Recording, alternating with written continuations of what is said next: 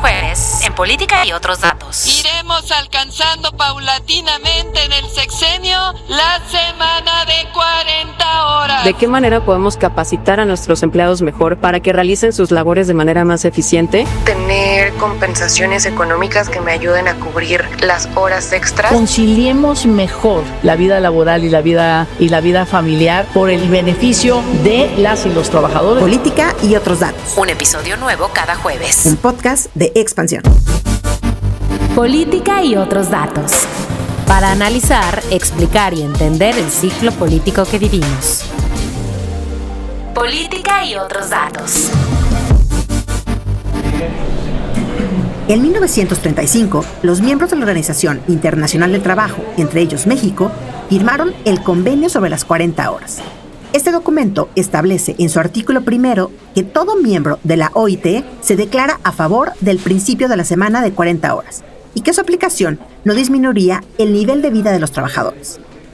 Pero a 90 años de esa firma, el compromiso no se ha concretado en el país. México firmó el convenio de la OIT sobre la jornada de 40 horas. O sea, lo firmamos, no lo ratificamos, pero son 90 años. O sea, me parece que tenemos un retraso para pensar de otra manera las condiciones laborales que efectivamente las empresas tienen que correr. Es Patricia Mercado, secretaria de la Comisión de Trabajo y Previsión Social de la Cámara de Diputados. O sea, les toca correr porque durante muchos años, los últimos 30 años, decía, el Estado se retiró, ¿no? El Estado se retiró del mercado laboral y dijo, bueno, pues ustedes se ponen de acuerdo, no va a haber riqueza, se va a derramar esa riqueza en jornada, en condiciones y tal.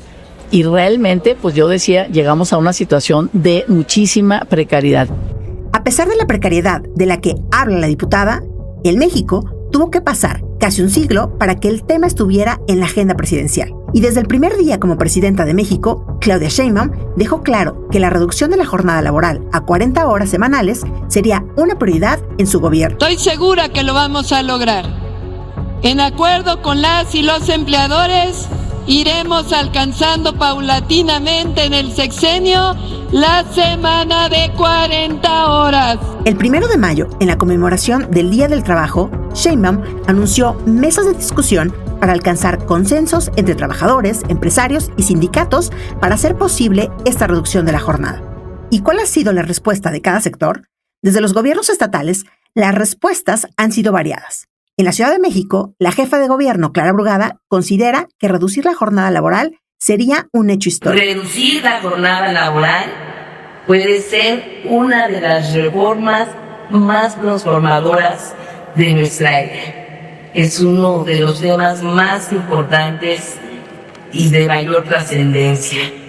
Y además tenemos ejemplos internacionales claros, en donde con esta cantidad de horas de trabajo a la semana, con estas reformas en otros países, se mejora la productividad por hora trabajada y a esto hay que apostarle. Desde la iniciativa privada se reconoce que esta posible reforma tendrá cambios positivos, pero también implica varios retos. Por ello, el presidente del Consejo Coordinador Empresarial, Francisco Cervantes, también pide que la implementación sea diferenciada de acuerdo a cada sector. Proponemos que la aplicación de la reforma sea diferenciada por un sector, función, tamaño de empresa, región y entidad federativa. Ello permitirá, con un sentido de equidad, reducir impactos conforme a la naturaleza específica de los sectores y sus distintos retos, tales como el del transporte o distribución. Esto lo quiero subrayar. Esto es lo que lleva a la proveeduría y esto tendríamos que ponerlo en un tratado, en un acuerdo lateral, en lo que incluso se enfrentan situaciones de déficit de personal. Desde la otra cara de la moneda, la Confederación de Trabajadores de México, la CTM, exige que si la reducción de la jornada laboral se hace de forma gradual, que el plazo máximo sea de 2 años y no de 5, como se ha propuesto desde la presidencia. Compartimos que en este diálogo podríamos pensar en que la aplicación gradual a 40 horas, si bien es cierto, estamos pensando cómo está la propuesta hasta el 2030, sería muy buena noticia para los trabajadores de México que esta aplicación gradual tuviera un plazo de 2 años. Cada sector debe tener tiempo para adaptarse sin afectar la productividad ni los empleos. Frente a estas opiniones y escenarios, ¿podría llegar por fin esta reforma al Congreso? ¿Será posible alcanzar un acuerdo entre gobierno, trabajadores y empresas? Y más importante, ¿cuándo se podrían ver los resultados de su implementación? Soy Mariel Ibarra, es jueves 24 de septiembre del 2025 y de esto vamos a platicar hoy en Política y otros datos.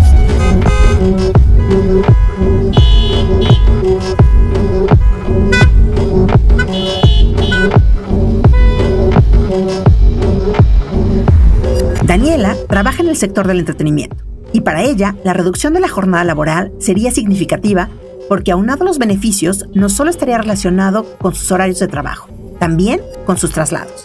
Ella vive en Toluca, Estado de México, y trabaja en la alcaldía Coyoacán, en la capital del país. Y si todo sale bien, hace 2 horas y media de su casa al trabajo. El caso de Daniela es el de muchas personas que invierten horas en el transporte para poder llegar a sus centros de trabajo. Actualmente, en la Ciudad de México, las personas tardan entre 40 y 2 horas, lo que se traduce en más desgaste físico y estrés para ellas. Si la jornada laboral se reduce de 48 a 40 horas, impactaría en la forma en que la empresa tendría que acomodar mis horas de trabajo de tal forma que la cobertura de eventos, conciertos, entrevistas o eventos fuera de las instalaciones se cuenten en la jornada laboral, porque muchas veces ha pasado que llego temprano y las horas fuera aún así se cuentan, se suman a la jornada que ya tengo establecida. Entonces tendríamos que llegar a un acuerdo en que la empresa pueda acomodar mis horas y las distribuya a que se cumplan las 48 y no sean extra. Pero demos un paso atrás y hablemos de lo que contiene la reforma laboral. El objetivo es modificar el artículo 123 de la Constitución y de la Ley Federal del Trabajo para reducir la jornada laboral máxima de 48 a 40 horas semanales sin reducir el salario. Además, se prevé el pago de horas extras si se excede el límite propuesto. Sin embargo, esta reducción no ocurriría de un momento a otro. Al menos lo que propone la presidenta es bajar las horas de trabajo poco a poco hasta que se llegue a la meta de 40 horas a más tardar en el año 2030. Pero, ¿es viable esta opción? Creo que es una propuesta que en sí hace todo el sentido, como bien lo vemos, pero que es un poco ambiciosa, ¿no? Si lo vemos en comparación con Latinoamérica, Chile redujo solo 5 horas su jornada laboral en un plazo de 3 años. Colombia se redujo 6 horas en un plazo de 5. Y aquí estamos tratando de reducir 8 horas completas, ¿no? En un periodo muchísimo más breve si lo vemos proporcionalmente hablando. Es Estefanía Rueda, abogada laboral del despacho Leader Law, que considera que este será uno de los principales temas a destrabar una vez que comience la discusión en el Congreso. Quienes se muestran a favor de la reducción de horas de trabajo aseguran que uno de los primeros impactos positivos que tendrá será la productividad de las y los trabajadores. Ahora nos falta reducir el tiempo, porque eso no está siendo un trabajador productivo. Tenemos ausentismo, tenemos presentismo, ¿no? El trabajador, la trabajadora ahí está, pero en realidad su cabeza, sus emociones, su preocupación está en otro lado. Entonces, conciliemos mejor la vida laboral y la vida familiar por el beneficio de las y los trabajadores de este 22 millones más sus familias. Uno de los argumentos más poderosos es que reducir la jornada de trabajo no solo tiene un impacto en el ambiente laboral, también en la calidad de vida de los trabajadores. En el 2021, la Organización Mundial de la Salud advirtió que entre el año 2000 y 2016, las muertes por cardiopatía isquémica relacionadas con jornadas laborales prolongadas aumentaron en un 42%. Pero eso no es todo. Cada año fallecen 347,000 personas por enfermedades cardíacas por trabajar 50 o más horas a la semana. Para Lourdes Medina Ortega, presidenta de la Cámara Nacional de la Industria de la Transformación, la Canacintra, más allá del descanso, la reducción de la jornada laboral también ayuda a mejorar la economía interna. Y el impacto puede ser no solamente por un tema económico, sino también un tema de salud mental y salud emocional, pero también de buscar Y lo interesante, ese esparcimiento, ese tiempo adicional con la cual van a tener los colaboradores, también va a detonar economía, ¿no? O sea, porque obviamente vas a tener, y también vas a detonar economía interna, que esa es la parte bonita, que tú dices, mira, entre el esparcimiento, entre una serie de condiciones que finalmente nos va a permitir redondear, como que verlo desde una perspectiva diferente. Además, considera que es una alternativa para atraer el talento joven a las empresas que les interesa conseguir un empleo, pero con mejores condiciones. Cuando dices, bueno, ellos están dispuestos a tener unas condiciones totalmente diferentes en cuanto a tiempos, porque además manejaste el tema de tiempos. Tienes toda la razón. O sea, realmente estamos entrando a un tema en donde no necesariamente las generaciones están dispuestas a trabajar ni siquiera las 40 horas, ¿no? Porque ya su visión es totalmente diferente, pero también sus intereses son totalmente diferentes. Entonces, sí creo que hay muchas cosas en las cuales tenemos que empezar a entender a las generaciones, pero también tenemos que entender, obviamente, que lo más importante al final del día es seguir manteniendo una planta productiva que finalmente nos va a dar esa oportunidad, ¿no? Sobre este tema, un estudio del Tecnológico de Monterrey del año pasado dio a conocer que la generación Z, las personas nacidas entre el 2000 y el 2010, es más propensa a rechazar o renunciar a su trabajo si no existe un equilibrio entre su horario laboral y su vida personal. Además, las 3 prioridades principales de este grupo de la población al buscar un empleo son el cuidado de la salud mental, el salario y un horario laboral equilibrado. Esto quiere decir que si el sector laboral en México ofrece mejores condiciones laborales y una jornada de trabajo inferior a la actual, 22 millones de jóvenes entre 15 y 24 años, que representan el 17% de la población total, se estarían incorporando a la fuerza laboral del país con mayor facilidad. La legisladora Patricia Mercado coincide en este punto y considera que ya la pandemia fue un punto de quiebre para privilegiar el bienestar físico por encima de lo económico. Y la pandemia como que aceleró este proceso de una conciencia. Estoy más consciente de que me interesa mi salud, de que me interesa mi salud mental, ¿no? Es decir, y entonces, pues, la vida puede cambiar de un momento para otro y no quiero estar en una situación donde mi vida la dejé a un lado por el trabajo, ¿no? Y antes solamente a las mujeres nos importaba el tiempo y ahora les importa también a los hombres. O sea, todos estamos en esa cuestión. Daniela es una partidaria del trabajo en casa y considera que si los legisladores no concretan la reducción de la jornada laboral de 40 horas, al menos deberían aprobar más regulaciones para que los trabajos gozaran de más días de trabajo a distancia. En caso de que no se apruebe la reducción de la jornada laboral, ¿podría beneficiarme de un día más de home office o tener compensaciones económicas que me ayuden a cubrir las horas extras que no están establecidas en mi jornada actual? Y sobre todo, señala Daniela, que exista desde la Secretaría del Trabajo vigilancia de que su implementación se lleve a cabo en las empresas, para que la carga laboral no sea mayor o las horas extras no sean contabilizadas ni pagadas. Principalmente tiene que quedar establecido un horario laboral para que no se malentienda que trabajar desde casa es igual a estar disponible a cualquier hora del día. La empresa también debería de facilitarnos con todo el equipo necesario, como una computadora, silla o pago de servicios como Wi-Fi, entre otros. Y todo esto debería quedar escrito, ya sea en el contrato o en un acuerdo que tengas con tus jefes y directivos de la empresa para que ambas partes acuerden lo mismo y así poder ejecutar bien el home office y el trabajo presencial. Pese a la relevancia del tema, Estefanía Rueda es crítica y señala que hace falta más intención desde el Poder Legislativo, el gobierno y las empresas para discutir el tema. Sin embargo, confía en que tarde o temprano el tema se abordará porque la tendencia internacional ha sentado las bases para mejorar las condiciones laborales. Además, recuerda que desde hace varios años, Estados Unidos y Canadá han presionado a nuestro país para que cumpla con esos cambios. Cuando se renegoció el TEMEC, ¿no?, que antes era el NAFTA, justamente parte de los acuerdos que nos llevaron a tener un capítulo laboral que no se tenía en la historia de México en un tratado comercial, justamente fue como el compromiso de México de mejorar las condiciones laborales de sus trabajadores para tener un mercado de mano de obra equiparable al de Estados Unidos y Canadá, que sabemos que estamos distantes, bastante distantes de eso, pero esto es parte de las medidas que justamente Estados Unidos, Canadá, la OIT y muchos otros países han estado haciendo presión durante años, ¿no?, al país, y que nos hemos hecho de oídos sordos. En los últimos años hemos escuchado cómo poco a poco este cambio ha llegado a diferentes partes del mundo. En los países que integran la Unión Europea, el promedio de la jornada laboral es de 36 horas semanales. Grecia, Bulgaria y Polonia son los países que más trabajan, con 39 horas aproximadamente. Sin embargo, en América Latina y el Caribe, el panorama es otro. De los 3 países de la región, solo Chile, Ecuador y Puerto Rico han formalizado una jornada de 40 horas máxima a la semana. ¿Y qué efecto se ha observado hasta ahora?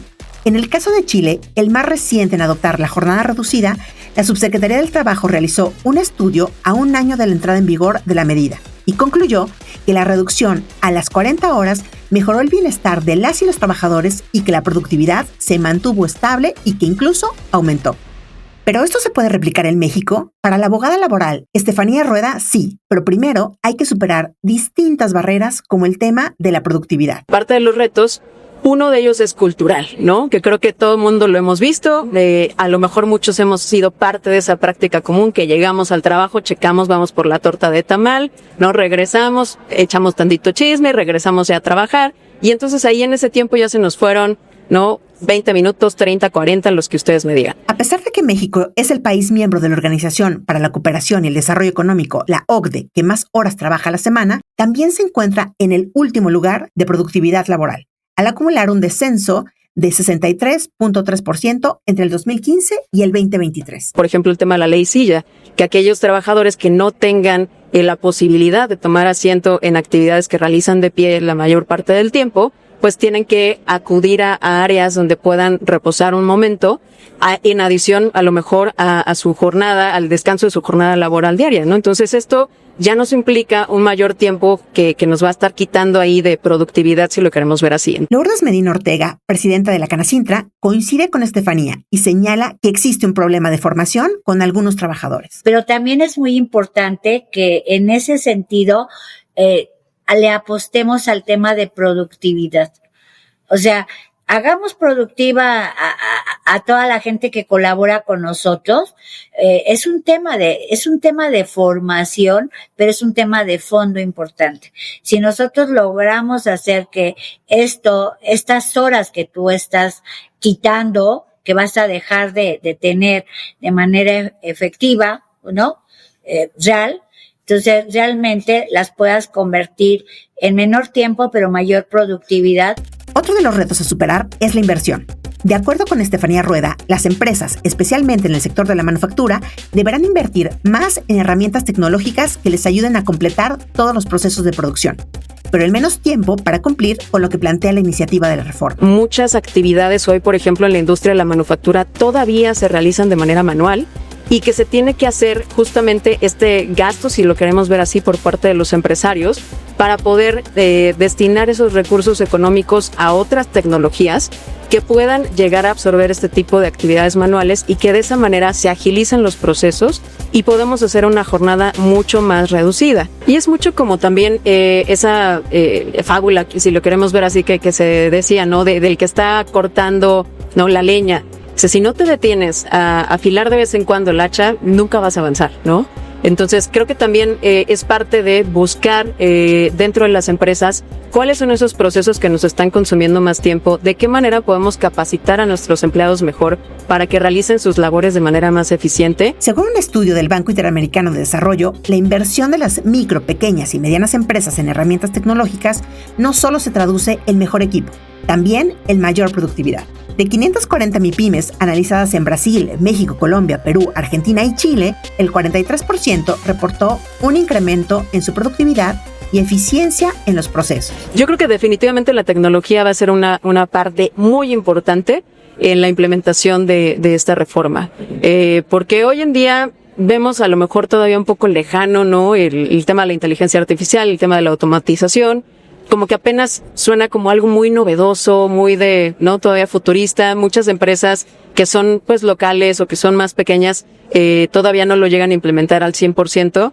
Pero yo sí los invitaría a comenzar, ¿no? A adentrarse en el estudio de estas nuevas opciones que tenemos hoy en día, porque creo que va a ser parte de los pilares que nos permitan seguir siendo pues económicamente viables. Todos estos cambios se traducen en un gasto mayor para las empresas. Sin embargo, en un país como el nuestro, donde las micro, pequeñas y medianas empresas representan el 99.8% de las empresas del país, la situación se vuelve más complicada. ¿Y cómo sería la afectación para las MIPYMES? Lourdes Medina Ortega, presidenta de la Canacintra, nos explica. Hay empresas que no pueden parar sus procesos y que tienen que ser de manera continua.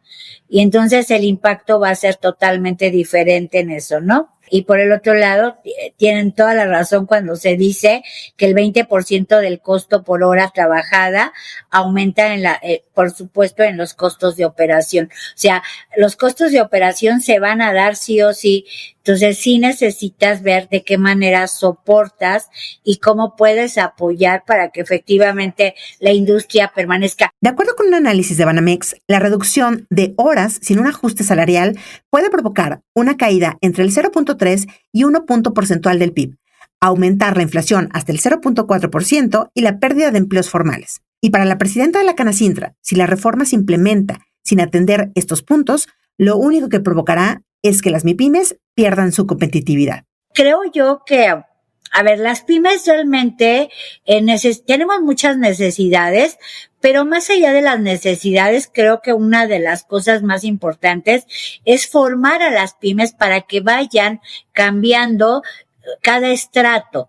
O sea, que vayan subiendo de tal suerte que efectivamente se vuelvan mucho más competitivas, ¿no? Al final del día, nosotros lo que necesitamos son empresas competitivas, ¿estamos de acuerdo? ¿Y hay manera de que esta iniciativa se concrete, pero con menos efectos adversos? Los especialistas coinciden en que sí, y proponen distintas alternativas. La primera es una implementación gradual para concretarse en el año 2030, como lo ha mencionado la presidenta Sheinbaum, y cuya idea es respaldada por la diputada Patricia Mercado. A mí me parece, digamos, que tendríamos que discutir mejor quizás una especie de gradualidad.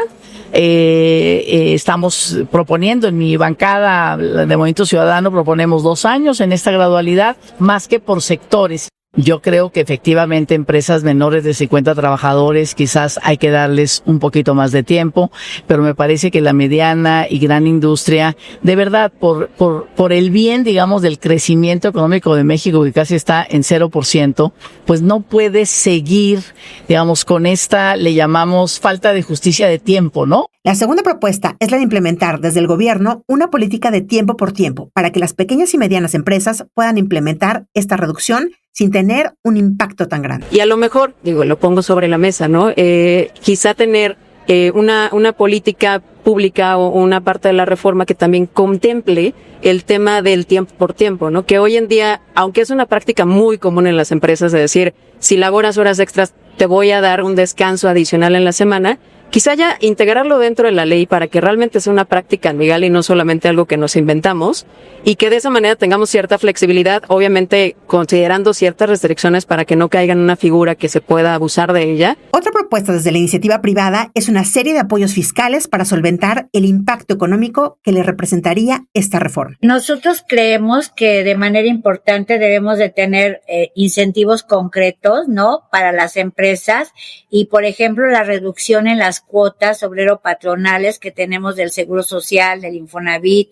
Esas para nosotros sería muy importante que nosotros realmente pudiéramos contar con ello. O sea, en la misma proporción que nosotros estamos haciendo una reducción, creo que el tema obrero-patronal lo deberíamos de tener también. Y finalmente, también piden apoyos económicos desde el gobierno para modernizar a las micro, pequeñas y medianas empresas e incrementar su productividad. Y también a mí me parece que otro de los grandes temas es que a través de, no lo sé, a lo mejor a través de la Secretaría de Economía a nivel país y a nivel de cada uno de los estados, que obviamente son condiciones totalmente diferentes, pero a nivel país pudiéramos empezar a buscar la manera de automatizar y de apoyar para que haya una automatización precisamente y capacitación para ir modernizando a las pymes.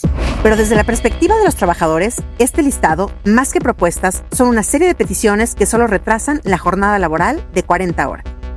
Durante uno de los foros de la Secretaría de Trabajo realizado en Querétaro, José Luis Carazo Preciado, integrante de la CTM, resaltó que siempre que existe un cambio al modelo laboral, como el incremento al salario mínimo o la ampliación de días de vacaciones, se enfrentan a la resistencia de las empresas, pero al final los negocios siguen fuertes. Y esto no lo digo porque no estemos acostumbrados al diálogo social, simple y sencillamente porque nos dicen, estoy de acuerdo en aprobar la jornada de las 40 horas, pero nos hacen una carta de requerimientos que dice uno es imposible cumplirlas. Lo analizamos como trabajadores y decimos, creo que nos va a costar más caro el caldo que las albóndigas, porque es una carta, nada más vean las solicitudes que traen. Y desde la sociedad civil observan lo mismo.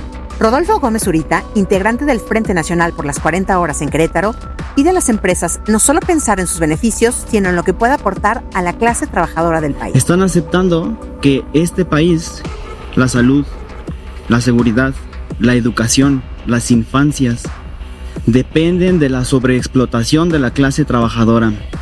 Este país se sostiene sobre las espaldas de millones de personas que están cansadas, que están desgastadas, que están exhaustas, deprimidas y están hartas. José Luis Carazo coincide y remarca que si México hoy se encuentra en el lugar 12 de las principales economías del mundo, ha sido gracias al sacrificio no reconocido de los trabajadores. Es importante tomar las partes humanas que realmente representa la jornada de trabajo.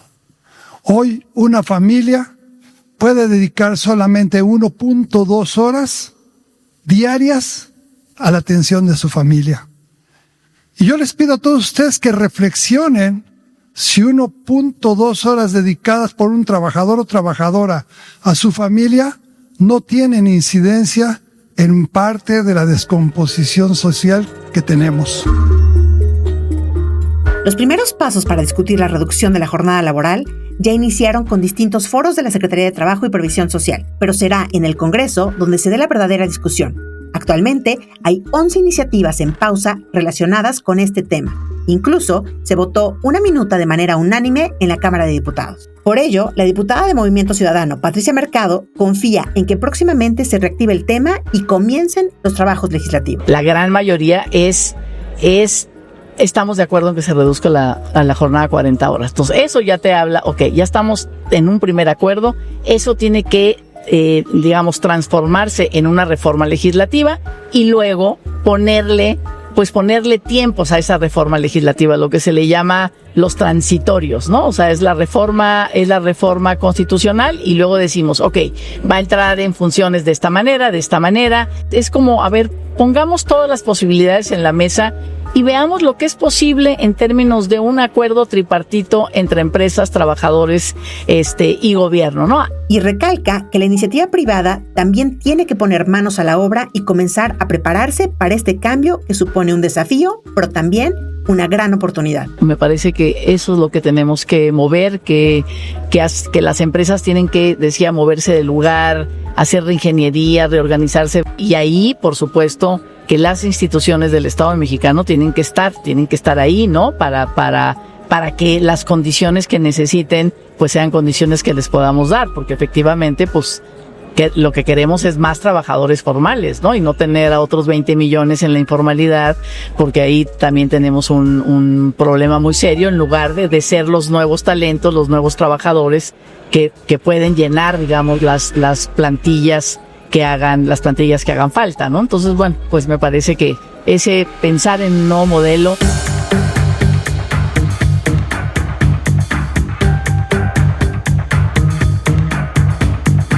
Muchas gracias a Patricia Mercado, Estefanía Rueda y Lourdes Medina por el contexto y análisis para ayudarnos a entender todo lo que conlleva realizar una reforma de la magnitud de la reducción de la jornada laboral.